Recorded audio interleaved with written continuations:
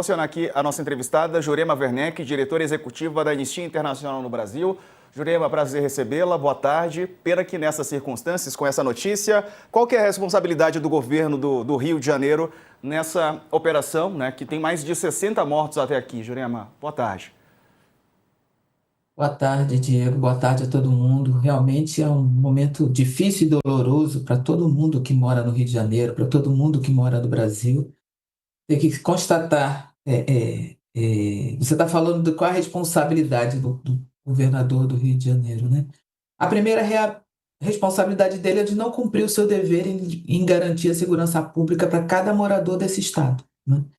Nós temos visto dia após dia, mês após mês, ano após ano, a situação se intensificar e se tornar cada vez mais dramática, se tornar cada vez mais arriscado viver e circular pelo Rio de Janeiro. Então, é responsabilidade do governador ter se recusado desde o primeiro momento a utilizar as melhores práticas, as melhores técnicas que já são conhecidas no Brasil e no mundo sobre segurança pública capaz de cumprir, né, o dever de proteger a vida e o patrimônio da população. A segunda responsabilidade tem a ver com a irresponsabilidade, né? Deflagrar uma operação deste tamanho, da forma como é, no complexo do Alemão e da Penha, onde há milhares de pessoas vivendo, milhares de pessoas trabalhando, milhares de pessoas circulando, sem qualquer previsão de proteger a vida dessas pessoas. Nós tivemos mortos é, é, entre a população que sequer tiveram chance de se defenderem. A outra irresponsabilidade, ou falta de responsabilidade, ou a razão pela qual ele precisa ser responsabilizado, é deflagrar essa operação desse tamanho, capaz de produzir mais de 60 mortes. Veja, o nome disso é chacina, Diego. Governador do estado nenhum tem mandato para mandar chacinar pessoas, né? Ele foi irresponsável a não desenvolver uma polícia de segurança pública à altura da necessidade, a não se articular devidamente com os outros entes públicos. Foi irresponsável desprezar o conhecimento, a técnica e a evidência. Foi irresponsável expor policiais a esse risco e há policiais entre os mortos, não é? Ele foi responsável em todas as medidas. Ele disse que pediu ajuda ao governo federal, o governo federal nega. Ele disse que o Ministério Público foi avisado, mas eu gostaria, seria importante ao canal aqui perguntar ao Ministério Público. O Ministério Público tem o dever de proteger a sociedade, de interceder e fazer cumprir os direitos da sociedade. E trata-se de direito de segurança pública, direito à vida, direito à educação, direito à saúde, direito a ir e vir, tudo isso interrompido. E o direito de ter prestação de contas. Então, eu espero que a sociedade civil se insurja mais uma vez e vá atrás de garantir que o governador seja responsabilizado pela essa tragédia que ele está produzindo, ainda está produzindo no Rio de Janeiro agora, acrescentando uma marca a mais, um recorde negativo e lamentável a mais, a essa tragédia que vivemos no Rio de Janeiro, que é o Estado brasileiro matando brasileiros e brasileiras pelas ruas da cidade, principalmente nas favelas e nas comunidades negras da cidade do Rio de Janeiro. O Ronilson Pacheco tem uma pergunta para a Jurema. Ronilson. Obrigado, Diego. Obrigado, Jurema, por ajudar a iluminar a questão. Queria fazer uma pergunta olhando um pouco mais ampla, né, a situação, não apenas esse contexto horrível, estanque, mas com um certo lastro. Na verdade, duas questões importantes. Uma, eu queria ouvir de você com relação à própria posição hostil, né, meio que desprezando a importância da DPF, das favelas, do próprio governador do estado, né, acusando muitas vezes a DPF como um libera-geral, né, que protegia bandidos e que amarrava as mãos da polícia para as suas operações, para diminuir a criminalidade ou acabar com a criminalidade no Rio de Janeiro, quando a DPF foi extremamente bem construída, bem pensada, né, também pelos movimentos, não foi uma coisa que saiu pura e simplesmente de cima para baixo. Tinha controle da polícia ali, mas também tinha sugestões de estratégias bem construídas, de maneira também a proteger a comunidade e não deixar as coisas acontecerem de qualquer forma. E o governador sempre se colocou contra, fez um recurso para diminuir aquilo que foi proposto originalmente, Então, eu queria que você falasse um pouco das consequências, né, do governo que bloqueia qualquer alternativa de pensar uma segurança pública mais eficiente que tenha maior respeito pela vida das pessoas, pelas comunidades, e também trazendo nesse bolo o papel do próprio Ministério Público, né, que tem esse papel constitucional do controle das polícias, no seu uso da força, né, do abuso de poder, etc. E como que a gente cobra e olha, né, para o Ministério Público nesse papel ao lastro de uma operação construída dessa maneira como a gente está vendo hoje. Obrigada, Ronilson. Um prazer falar com você. Olha, o governador, para usar um termo simples, né, e suave, o governador tem sido leviano a afirmar, fazer as afirmativas em relação à DPF que ele tem feito. A DPF foi uma oportunidade que se deu a ele de andar no caminho correto da segurança pública, de andar no caminho da legalidade na segurança pública, da constitucionalidade na segurança pública e de proteger as vidas, que é exatamente a obrigação do governador do estado em termos de segurança pública. Como você mesmo disse, a DPF das favelas foi construída por organizações que experimentam todo dia esse descalabro que a gente está vendo hoje, né? Gente que, vivendo no terreno, vê de perto as violações, graves violações de direitos humanos que são cometidas por ordem do governo do Estado, por ordem do gestor público, e instou o Supremo Tribunal Federal a poder fazer alguma coisa que não é nada mais, nada menos do que cumprir a Constituição Federal. Veja bem, Ronilson, o estado de calamidade, se é esse o termo, que enfrentamos no Rio de Janeiro. Um governador do estado, um governador de estado, um agente público se coloca frontalmente em desacordo com a Constituição Federal. Isso é gravíssimo. E veja, a gente está vendo o que isso se transforma. Se transforma nisso, ninguém está a salvo, nem o policial que recebe uma ordem e vai cumprir. Ninguém está a salvo. O governador está protegido. Ele conta com o aparato que nós financiamos, o aparato estatal, para proteger a si mesmo e sua família, mas ele coloca a população, os profissionais, inclusive os profissionais de serviço público, em risco a esse nível. Perdemos policiais hoje, não é? Que estavam lá cumprindo ordens. A consequência grave disso, primeiro, é o descumprimento da Constituição Federal. A primeira consequência que a gente espera é que o Ministério Público e o Supremo Tribunal Federal recoloquem o Rio de Janeiro no caminho da lei, da legalidade. Isso é uma ilegalidade. O que estamos vendo, transmitindo ao vivo na televisão, é uma profunda ilegalidade de respeito às leis do Rio de Janeiro, às leis nacionais, à Constituição Federal e o direito internacional dos direitos humanos. O governador está fora da lei há muito tempo, e é preciso que se enquadre. É preciso enquadrá-lo. E não dessa forma como ele está buscando enquadrar aqueles que são suspeitos de tráfico de droga, o que ele está fazendo aqui hoje. Enquadrá-lo nos termos da lei. Mas a outra consequência é exatamente essa. Ele escolheu descumprir a lei, não usar as melhores práticas, e a situação do Rio de Janeiro só piorou. A DPF, no momento em que ele foi obrigado a cumpri-la, nos primeiros momentos, salvou muitas vidas. E é para isso que serve a segurança pública, salvar vidas de moradores, de crianças, de mulheres, de idosos, de trabalhadores, de policiais. A DPF salvou vidas no momento crítico do Rio de Janeiro. E mesmo assim, esse governador escolheu confrontar o STF todo esse tempo e deflagrou uma série de operações. Teve uma produtora de chacina chamada Exceptis, exatamente para ele que estava sendo irônico e cínico em relação aos termos da DPF. O Supremo Tribunal Federal não agiu com todas as ferramentas que deveria para colocar o governo do Estado do Rio de Janeiro dentro dos parâmetros constitucionais, mas reivindicou do governador do Estado que fizesse um plano de segurança pública e um plano de proteção das vidas das pessoas que vivem nas favelas e periferia. E olha o que ele entrega.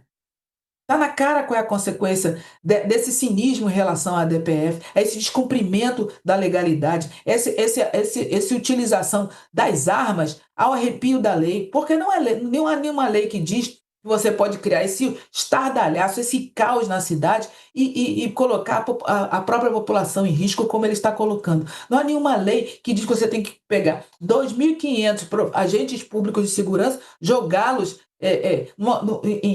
em comunidades, em territórios que eles nem conhecem direito, sem informação decente, sem nada, e eles ficarem expostos a isso que a gente viu, isso que a gente está vendo e a morrer.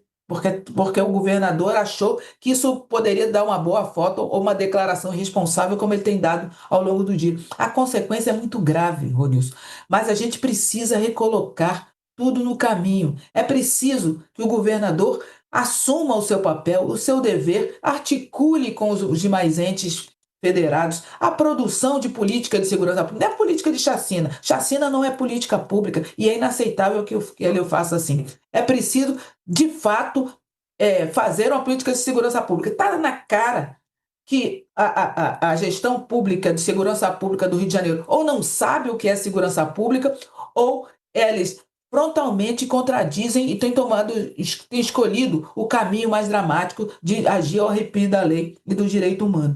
Mas o que quer que seja, a gente espera que o Ministério Público do Rio de Janeiro seja chamado à responsabilidade. Nós da Anistia Internacional estamos há 2 anos com uma campanha chamada O Ministério Tem que Ser Público, lembrando ao Ministério Público que é dever dele agir para fiscalizar. Fiscalizou o quê? Por que fez uma... Se foi chamado, se é verdade o que o governador diz, que foi avisado, por que não fez o trabalho correto? O Ministério Público também tem que vir a público se explicar por que autorizou esse tipo de coisa. Por que autorizou uma chacina com mais de 60 mortos? Por que autorizou tiroteio e essa situação de caos na cidade do Rio de Janeiro, de utilização da segurança pública como ferramenta de, sei lá, de aparecer na televisão ou o que quer que seja, ao arrepio do direito das pessoas de viver, de estarem protegidas e de ir e vir pela cidade. Isso é muito grave. Descumprir a Constituição, a gente está vendo. O Rio de Janeiro é um dos melhores exemplos disso, porque é um dos que mais gente morre pela arma da polícia aqui no Brasil. Então, a população precisa estar ciente disso. É isso que dá agir ao arrepio da lei. Não acredite nesses políticos que fazem pirotecnia com a vida alheia. Esse precisa ser enquadrado dentro da lei. Perfeito. Ronilson, tenho que me despedir de você. Obrigado pela participação aqui conosco, amigo. Um abraço. Obrigado, Diego. Obrigado, meninas. Obrigado, Jurema. Muito bom te ouvir sempre. A gente vai continuar mais um pouco aqui com Jurema Werneck, que é da Anistia Internacional no Brasil. Dani, tem pergunta para ela? Claro, é muito bom falar com você. Jurema, obrigada pela participação aqui no All News.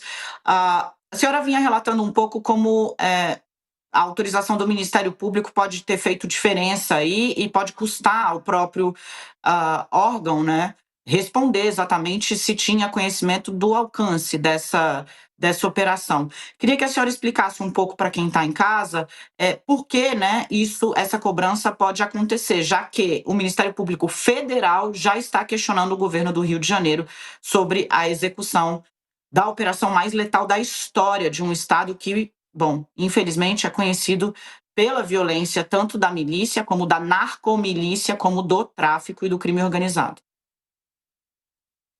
Obrigada, Daniela, pela sua pergunta.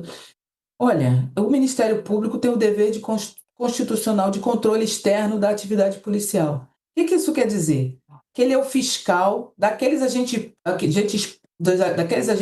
públicos que a sociedade autoriza a portar arma para que eles usem arma estritamente dentro da lei. Porque a sociedade, ao fazer a Constituição, admitiu o risco que ter sujeitos, agentes armados pelas ruas, então precisava de um controle. Ao mesmo tempo, o Ministério Público também tem o dever de garantir que as políticas públicas cumpram o nosso direito. Ele é o defensor da sociedade. E a segurança pública é um direito. O direito à vida é outro direito. O direito, sabe, a gente está vendo um conjunto de direitos violados. O Ministério Público tem o dever de apresentar denúncias a posteriores, mas mais do que isso, ele tem o dever de agir preventivamente para proteger o melhor interesse de nós todas e todos. E aparentemente não fez. E se fez mal feito, porque a polícia está cometendo, como você disse, uma das operações mais letais do Rio de Janeiro, e é triste, Daniela, a gente ter esse ranking A cada chacina que o governo do estado autoriza, a gente fica dizendo, essa é a maior, depois vem sempre uma maior, parece que não tem limite. E a falta de limite, esse limite precisa ser dado também pelo Ministério Público, porque o Ministério Público precisa se apoiar e fazer cumprir a lei e a Constituição. Se isso está acontecendo e é visível que está desrespeitando os direitos da população, o Ministério Público precisa estar agindo agora. O governador disse que o Ministério Público autorizou, estava informado e deixou isso acontecer. Agora, o Ministério Público precisa responder também por deixar isso acontecer. Estou vendo aqui o Saulo Guimarães, Jurema, ele assina uma reportagem no nosso site que informa que o Ministério Público Federal pediu explicações ao governador Cláudio Castro depois dessa operação aí no Rio de Janeiro que resultou com mais de 60 mortes. O promotor quer saber de que forma o direito à segurança pública foi promovido. Nesse documento, Júlio José Araújo Júnior também questiona o governador sobre as finalidades da operação e custos envolvidos. Ele escreve no documento, comprovação da inexistência de outro meio menos gravoso de atingir a mesma finalidade. É a pergunta que faz. Por fim, o promotor também pergunta se Castro, para ele, se foram cumpridas as determinações do Supremo em relação a operações policiais em favelas. O uso de câmeras corporais e a presença de ambulâncias estão dentro dessas determinações, né? O MPF se movimentando, Jurema. E veja, Diego, o MPF está de parabéns por cumprir o seu dever, o promotor Júlio está de parabéns, porque a gente não espera menos de um agente público nessa posição. Mas eu estou falando do dever e do silêncio ensurdecedor do Ministério Público do Rio de Janeiro, que tem o dever de acompanhar a atividade policial aqui na cidade, acompanhar, se antecipar a qualquer violação e impedir que elas aconteçam. Tudo que a gente sabe é que o governador disse que o Ministério Público do Rio de Janeiro, do Estado do Rio de Janeiro, que tem relação direta de responsabilidade e controle das polícias do Rio de Janeiro, o governador diz que o Ministério Público do Rio de Janeiro estava informado e implicitamente diz que autorizou. Veja, eu não esperava menos do Ministério Público Federal, porque é dever dele, mas eu espero muito mais do Ministério Público do Estado do Rio de Janeiro, porque aparentemente não está cumprindo seu dever como é necessário, como a Constituição obriga. Perfeito. Tem uma última pergunta para a Jurema, Letícia? Doutora, eu queria ouvir da senhora, quando a gente fala em segurança pública, além de não ter apenas uma segurança pública que seja baseada na violência, que outras coisas são gritantes nesse aspecto na segurança pública do Rio de Janeiro, que a senhora, com todo o seu conhecimento de medicina, de comunidades, consegue trazer para ilustrar um pouquinho esse debate, para ele sair da superficialidade de que bandido bom é bandido morto ou salvem os bandidos, que a gente vê a população e parte do Congresso fala bastante nisso. Mas há um descompasso entre quem fala isso e a realidade, né? A experiência cotidiana de quem vive, principalmente nas favelas e periferias do Rio de Janeiro, mas também nos bairros, nos últimos anos, é de ameaça, né? Mais do que insegurança pública, viu? De alto risco, de viver sem liberdade, não é? De não ter controle, inclusive, sobre as suas próprias escolhas de consumo, internet, televisão a cabo, tudo agora apropriado pelos agentes armados, pelos grupos armados, isso visto na frente de todo mundo. A gente vê ruas, antes a gente via becos, via esses grupos armados escondidos nos becos mais profundos das favelas. E por que eles se escondiam lá? Porque era onde o Estado não ia. Não é que a favela queria eles lá, é porque lá eles sabiam que o Estado não ia. Agora a gente vê esses grupos armados ocupando inteiramente as comunidades e os bairros da cidade, fazendo inclusive barricadas, né? A imagem que vocês estão mostrando mostra uma barricada bem ali.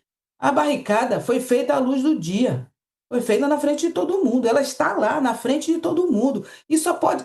O sujeito armado só vai lá colocar uma barricada, porque o outro agente, a polícia, por exemplo, né, o agente do Estado, primeiro que não estava lá, e segundo, que não fez nada para coibir. Não fez nada para coibir. A gente tem visto lá em São Paulo, né, finalmente, a movimentação para quebrar o braço econômico dos grupos armados. Aqui no Rio de Janeiro, esses grupos armados que estão agindo aí conseguiram comprar armamentos de ponta, conseguiram importar para dentro das comunidades armamentos de ponta. Isso só é possível com a omissão ou a leniência de agentes públicos. Veja, a insegurança é desse tamanho. Não há em quem confiar, não há em quem contar, e está todo mundo se sentindo em risco e ameaça. Não apenas dentro da favela. Não apenas dentro da favela. É claro que o Estado está obrigado a entrar na favela, porque quem mora na favela é trabalhador como eu e como você. Tem direitos. Mas o Estado foi se afastando e dando espaço para que os grupos armados expandissem seus negócios. Eu queria uma observação adicional, porque o governador, os agentes as autoridades de segurança pública do Rio de Janeiro adoram falar em terrorismo para criar um clima de usar outras ferramentas, muitas vezes ao arrepio dos direitos humanos. Mas o que nós estamos vendo aí é o resultado da omissão do Estado em impedir que os interesses econômicos dos grupos armados se expandissem. Eles estão agindo, fazendo os negócios, ocupando amplas áreas da cidade, vendendo serviços, além de vender drogas. Eles vendem serviços que antes eram serviços que eram concedidos pelo setor público, e o gestor público deixa. Então, a insegurança é de um tal nível. Agora, por exemplo, está todo o terror que está sentindo a cidade do Rio de Janeiro e a região metropolitana, porque a gente também está ouvindo notícias, não confirmamos ainda, de repercussões na região metropolitana. O terror que estão sentindo é de não ter com quem contar, porque o agente público que deveria contar, quando aparece assim, atirando a esmo na direção de todo mundo, destruindo as casas, destruindo os pequenos empreendimentos econômicos e destruindo as vidas. Perfeito. Jurema Werneck, diretora executiva da Anistia Internacional no Brasil, obrigado pela entrevista. Foi um prazer recebê-la. Um abraço para a senhora. Obrigado, Diego. Conte sempre comigo. Obrigado. Boa tarde. Boa tarde.